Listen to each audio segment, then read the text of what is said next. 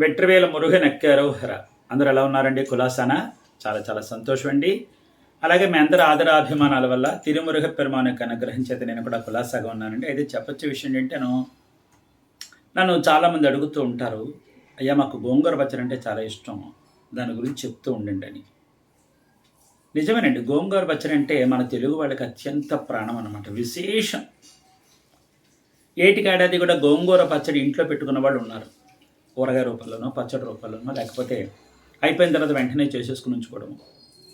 అందులో నేను ఒకటి. నాకు గోంగూర పచ్చడి అంటేనండి మహాప్రాణం అన్నమాట.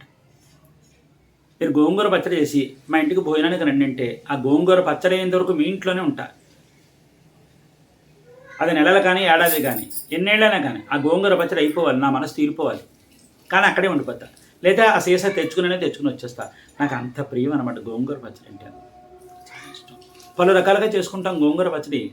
ఏ రకంగా చేసుకున్నా గోంగూర పచ్చడి భలే భేషుగ్గా ఉంటుంది, మాధుర్యంగా ఉంటుంది అనమాట. అసలు ఒకప్పుడు పెళ్లివారి ఇళ్లలో గోంగూర పచ్చడి లేకపోతే తినేవారు ఏమిటంటే విస్తరదిక్కును లేచిపోయేవారు, కోపాలు వచ్చేసి. ఎందుకు ఈ భోజనం గోంగూర పచ్చడి లేకుండా?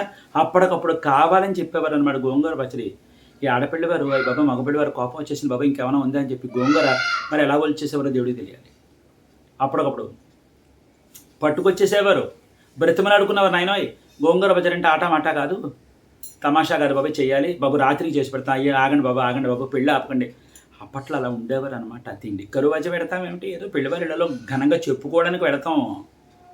నూరు బట్టి నూరేళ్ళు ఉంటుందా, తిన్న తిండి కలకాలం ఉండిపోతుందా? పిచ్చి మాట. ఏదో సరదా పెళ్లివారి ఇంటికి శుభ్రంగా గోంగూర పచ్చడి చేసి పెట్టాను. అప్పట్లో మరి గోంగూర పచ్చడి చేసి పెట్టారంటే ఒక మంచి రాజసమైనటువంటి భోజనం, మంచి రాజరిక భోజనం అన్నమాట అది. ఆవకాయ, ఎర్రవకాయ, కందిపొడం, శుభ్రంగా బంగాళదుంప ఉప్మా కూర చేసి పెట్టేవారు, కందిపొడం, గుత్తంకాయ కూర, ఇవన్నీ చేసి పెట్టేవారు. మరి ఇప్పుడంటే అవేటో బోళ్ళని విస్తారా, ఎక్కడ చేయటాలో ఖాళీ లేకుండా అయిపోయింది. కానీ మరి ఒకప్పుడు అలా ఉండేది కాదు. 2 కూరలు, పప్పు, పచ్చడి, పులుసు, ఏమిటి పులిహోర, బూరులు, అప్పడాలు, వడియాలు, ఓ ఊరగాయ ముక్క వేసేవారు, పచ్చడి వేసేవారు, అయిపోయింది. అప్పడాలు, వడియాలు, మిరపకాయలు, ఇంతే తిప్పి వడ్డించేవారు చక్కగాను స్వహస్తాలతో.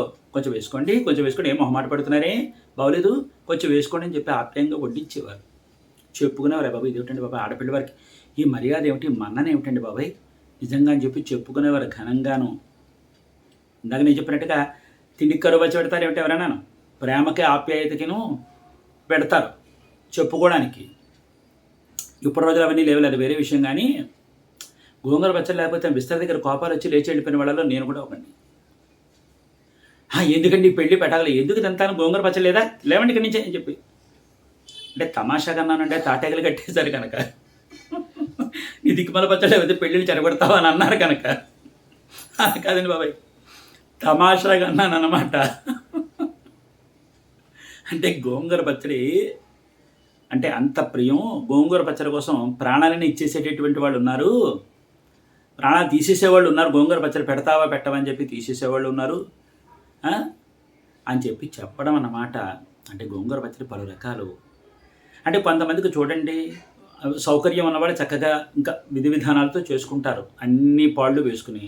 కానీ కొంతమందికి పాపం సౌకర్యం ఉండదు. కానీ గోంగూర పచ్చడి అంటే మనసు ఉంటుంది, తినాలి, చక్కచక్క చేసుకోవాలి. ఆ పొయ్యి దగ్గర కూర్చుంటాను 24 గంటలు కుదరదు. అందుకని వాళ్ళ కోసం చెప్పేటటువంటి విధానంలో ఒకటి ఏంటంటే పచ్చిమిరపకాయలు వేసుకుని గోంగూర పచ్చడి చేసుకోండి, బాగుంటుంది.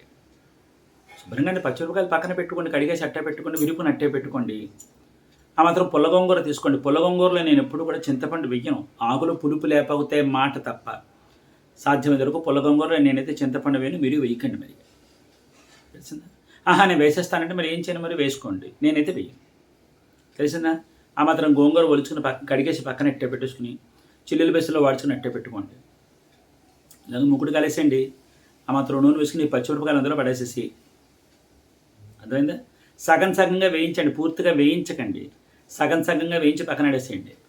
ఇప్పుడు ఇదే ముక్కుడులో గోంగూర పడేసేసి మూతెట్టేసేయండి. సగం పైచిలుకు మగ్గిన తర్వాత అంత ఉప్పురాయి పడేసేయండి, కలిపేసేయండి. పూర్తిగా పచ్చితనం లేకుండా పూర్తిగా ఆకంతా మగ్గిపోతుంది కదా, పక్కన పడేసేసి ఈ 2 చాలా పచ్చిమిరపకాయలను ఈ గోంగూర పూర్తిగా చల్లారబడిన తర్వాత రోల్ తెచ్చుకోండి.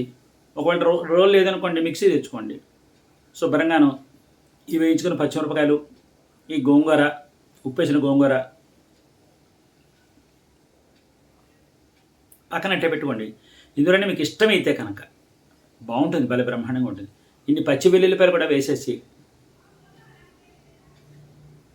అంటే ఎంత బ్రహ్మాండంగా ఉంటుందో చెప్పలేదు. అన్నంలోకి, అట్లు, చపాతీలు, పూరీలు, పులకాలు, ఇడ్లీలోకి, గిన్నె రొట్టెల్లోకి భలే బేషుగ్గా ఉంటుంది అనమాట, బ్రహ్మాండంగా ఉంటుంది. ఇంకా ఇందులో నేను చింతపండు వేయను. ఇంతే.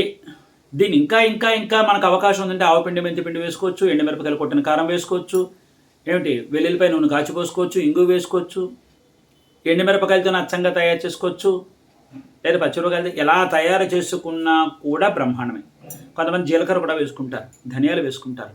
ఎలా అయినా చేసుకోండి, ఎలా చేసుకున్నా ఒక్కొక్క రుచి ఒక్కొక్క దానికి సంతరించుకుంటూ ఉంటుందన్నమాట. ఇది గోంగూర పచ్చడి అని ఎందుకన్నానంటే, ఇంటికి ఎవరో ఒకటి వస్తుంటారు కదండి, ముందు ప్రధానంగా అడిగేది ఏరా నీ చేతితో గోంగూర పచ్చడి ఉందా అని అడుగుతూ ఉంటారు. మా పెద్దమ్మగారు వాళ్ళు వచ్చినా ఎవరు వచ్చినా ఏరా నీ చేతితో గోంగూర పచ్చడి ఉందా అని అడుగుతుంటారు. మా పిన్నిగారు వాళ్ళు వచ్చి ముందే రెండే తిందిరిగాని రండి అని చెప్పి పిల్లలు, మా పిన్నిగారు వాళ్ళు అందరూ వస్తారని చేసి పెడతారు. మా పిల్లలకి ఇష్టమే, అందరికీ ఇష్టమే, ఎవరు వచ్చినా ఇష్టమే. సరే, మొత్తానికి అదండి గోంగూర పచ్చడి అంటే విషయం. దానికి ఇంత కథ ఉంది.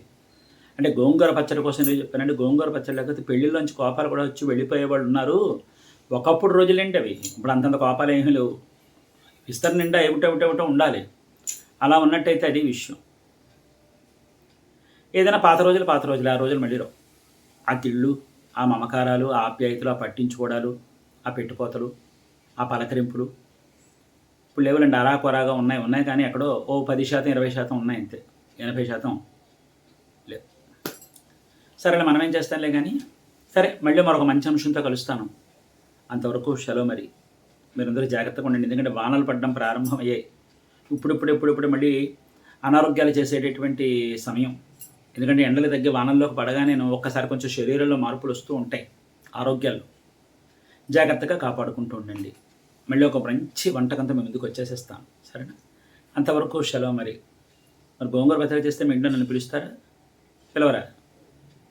మీరు పిలిచేది ఏమిటంటే నేనే వచ్చేస్తాను మీ ఇంటికి. మీ ఇంట్లో నేను కుటుంబీకుడిని అయిపోయాను కదా, మీ ఇంటికి నేనే వచ్చేసేస్తాను. వీలుందా? ఆ గోంగూర పచ్చడి అయ్యేంత వరకు ఏడాదైనా, నెల్లాళ్ళైనా, 15 రోజులైనా మీ ఇంట్లోనే ఉండిపోతాను, ఎందుకైనా మంచిది. లేదనుకోండి, మీరు తయారు చేసిన సీసా తెచ్చుకుని ఇంటికైనా వచ్చేస్తాను మా ఇంటికి. ఏదో ఒకటి చేస్తానంటే చేయండి, ముందు పిలవని చెబుతాను. గోంగూర పచ్చడి తయారవుతుందని ఒక్క మాట అలా చెప్పండి, రెక్కలు కట్టుకు వెళ్ళిపోతాను. అది ఇతనే తమాషాగా అన్నానండి, సరేనా? ఉంటాను మరి. మళ్ళీ మరొక మంచి సాంప్రదాయబద్ధమైనటువంటి వంటకంతో మీ ముందుకు వచ్చి కలుస్తాను. అంతవరకు సెలవు మరి. సర్వే జన సుఖినో భవంతు, సమస్త సన్మంగళాని భవంతు, సర్వం శ్రీ సుబ్రహ్మణ్యేశ్వరార్పణమస్తు. శుభం భూయాత్. ఉంటానండి మరి.